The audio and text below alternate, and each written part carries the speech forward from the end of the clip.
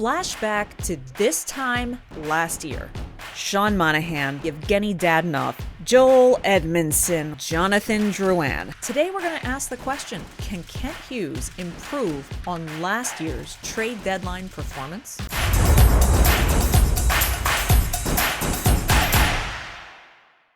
So before the 2024 NHL trade deadline really starts to heat up, it's the perfect time to remind ourselves what went down last year for Kent Hughes and the Montreal Canadiens and review how good or bad it was. I'm holding myself accountable to all of you, and we're going to revisit some of the things I said last year at this time to find out, was I on target or was I completely off base? And stick around to the end of the video. I'm going to give a hindsight grade on last year's trade deadline moves. So let's start with last year's NHL trade deadline forecast. In this video published towards the end of February last year, I talked about 4 players who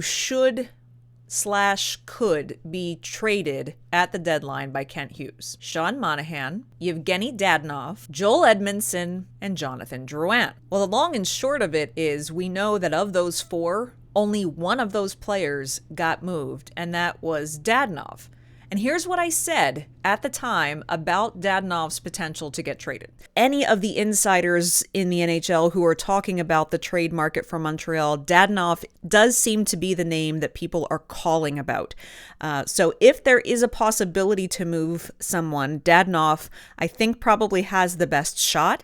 And that turned out to be very accurate. In just a couple of minutes, we're going to revisit then what I talked about in terms of when that trade happened and what Kent Hughes got in return for Dadonov. But first, let's look at the other 3. Sean Monahan.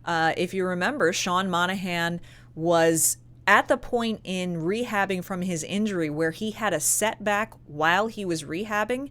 And so there was a lot of question marks about, is he getting better? Is he not? Is he still injured? Is he not? Why have we not heard anything about Sean Monahan? And it was kind of this big gray area. And this is a case where I think actually this worked out okay.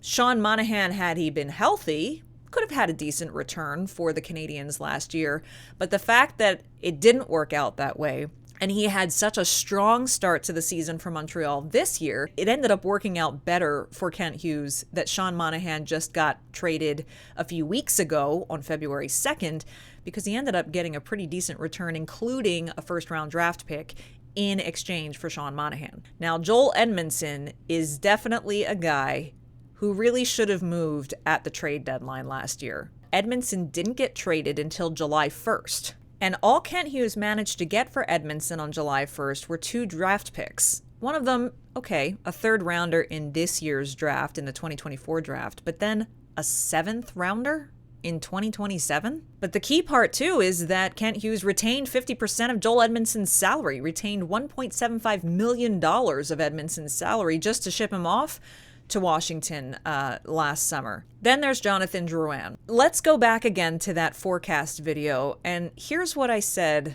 about Jonathan Drouin's potential to be traded at the deadline. I don't believe that they have a chance at all to trade Jonathan Drouin at the deadline. I think they're going to be stuck with him for the rest of the season, and hopefully this is the last season that we see Jonathan Drouin in the lineup. And sure enough, that's how it went down, because let's be honest, Jonathan Drouin did not have really high trade capital, really. Hadn't for a long time. And so, yeah, it ended up that Drouin finished out the season with Montreal, and they simply let him go into free agency. So what actually happened come trade deadline day last year? Well, there's 3 things that happened. We're going to talk about all of them. And don't forget, I'm going to give my hindsight grade on the overall trade deadline performance for the Canadiens last year. First up, let's talk about the Dadonov trade. He was the only player who was moved at the deadline. So he traded him to the Dallas Stars in return for Denis Gurianov. And here were some of the things that I had to say positively for Gurianov. Denis Gurianov is a former first-round pick. He was taken 12th overall by Dallas back in 2015. A highly skilled forward who intimidates with his speed and proficient puck handling ability. Denis Gurianov may have one of the highest ceilings as a forward prospect for the 2015 NHL entry draft. And after he first went pro, a few seasons in the AHL with the Texas Stars and a couple of seasons now in the NHL with the Dallas Stars, and on average in those seasons, roughly about 30 points per season, which is pretty decent. But I also pointed out these things as kind of negatives in terms of acquiring Gurianov. First and foremost, he just hasn't met expectations. He had some seasons in the AHL and in the NHL where he was accruing 30 points a season. This season has not been the same. He has 9 points on the season so far. He has 2 goals and 7 assists in his 40 some odd games played. He's been a healthy scratch at times. He's known for being a good skater, having a good shot, but it is known that defensively he's a bit more of a liability and that his hockey IQ isn't necessarily as good as it could be. Gurianov is an RFA this summer, making $2.9 million right now. The rumblings from the media in Dallas this week have been that the Stars had a good chance of maybe choosing to not qualify Gurianov this summer. I want to key in on that one thing right there where I mentioned that the rumor was that Dallas was not going to qualify him as a pending RFA and we're going to let him go to free agency over the summer. And I said, okay, I was concerned about that because if you're acquiring a pending RFA, the likelihood is more often than not that you're going to end up qualifying that player. And I was concerned about what roster position he was going to take from a Habs prospect. Well, as it turns out, Ken Hughes didn't qualify him either, and Gurianov was let go into free agency. So Nashville picked him up in free agency, and he's played 13 games for the Predators this year, scoring 1 goal and 1 assist for 2 points in those 13 NHL games. He has spent the rest of the season in the AHL playing for their affiliate, the Milwaukee Admirals. In those 27 games, he's got 12 goals and 18 assists for 30 points. Obviously, right now, he is much more of an AHL-oriented player. Let's look on the other side of things. Dadonov. He finished out the season in Dallas last year, scoring 3 goals and 12 assists for Dallas in the regular season, and then went on and scored another 10 points in the playoffs. And so far this year for the Dallas Stars, he's got 12 goals and 11 assists on the season. Oh, and did I mention Gurianov cost $400,000 more in salary than Dadonov did? So last year I was generous. I gave this trade a B- at that point in time. Boy, oh boy, I gotta tell you, yes, I'm still going to give the overall trade deadline a grade at the end of this video, but for this trade in particular, absolutely a big fat F for me at this point. This was not a trade that Kent Hughes won. He ended up spending almost $500,000 more on a player who he ended up not qualifying, who is now playing in the AHL, and Dadonov is actually doing a serviceable job in Dallas. I'm not saying that he was going to be a long-term solution for the Montreal Canadiens, but in terms of this trade, he'd have been better off keeping Dadonov. So then on trade deadline day itself last year, Kent Hughes made 2 additional moves.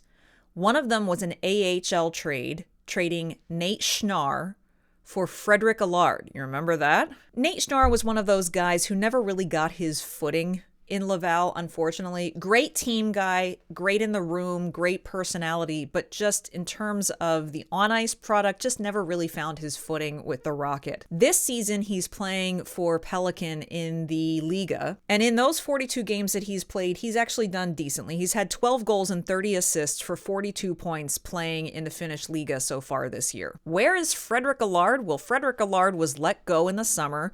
The Canadiens didn't re-sign him. Last year, he played 3 games with Montreal and had 0 points. He played 5 games with Laval and had 0 points. He scored 1 playoff goal for Laval. He did practically almost nothing once they acquired him. This year, he is playing in the SHL. He's played 29 games in the Swedish Hockey League. And his performance so far this season, 3 assists. That's it. So again, no, Nate Schnarr wasn't doing anything spectacular for Laval, but he was doing more than Frederic Allard ended up doing. I wasn't actually keen on this trade at the time. And I'm still not keen on having made that trade, even if they weren't going to keep Schnarr into this season. Still not the greatest exchange of assets. So that left Kent Hughes with just one other trade that he made on deadline day. It was a 3-team trade between the San Jose Sharks, the Montreal Canadiens, and the Pittsburgh Penguins. Let's start with this. San Jose received from Montreal the signing rights to Arvid Henriksen, amateur prospect. They gave him his signing rights. Montreal then received Nick Bonino and the signing rights for Tony Sund and a 5th-round pick in the 2024 draft from San Jose. Montreal then went ahead and traded Nick Bonino to the Pittsburgh Penguins and retained half of his salary. Retained $1.025 million of his salary for the remainder of the season. So the one thing they got out of that was a 5th-rounder this year at the NHL draft. But they also took on half of Nick Bonino's salary for Pittsburgh. So it was an interesting trade. Not a blockbuster trade, but added to Kent Hughes' draft capital for this year. He's got a ton of picks to work with, and he has talked about the fact that he might use that quantity of picks in wheeling and dealing at this trade deadline this year. So I promised you I was going to take a look at last year's Canadiens trade deadline performance and give you a hindsight grade. Well, when all is said and done, I have to look back and say we're on a borderline of a D+ to C- here. Really, the Dadonov trade was not successful. He did not win that trade. The Nate Schnarr, Frederick Allard was a minor trade to begin with, and even at that, didn't add anything to Laval at all. And so really the only thing that was a positive that you could take out of last year's trade deadline moves was the fact that he acquired a 5th-round draft pick in this year's draft, which is great. So probably puts me more towards the C-, but overall, kind of a dud for a trade deadline last year. So what do I think will happen this year with Kent Hughes in the draft deadline? Well, you're going to have to wait, but in a very soon upcoming video, I'm going to give you my 2024 Montreal Canadiens trade deadline forecast. But to tide you over until then, here is a sneak peek at my thoughts on the potential for trading Mike Matheson this season. Check out this video, and I'll see you back here again next week.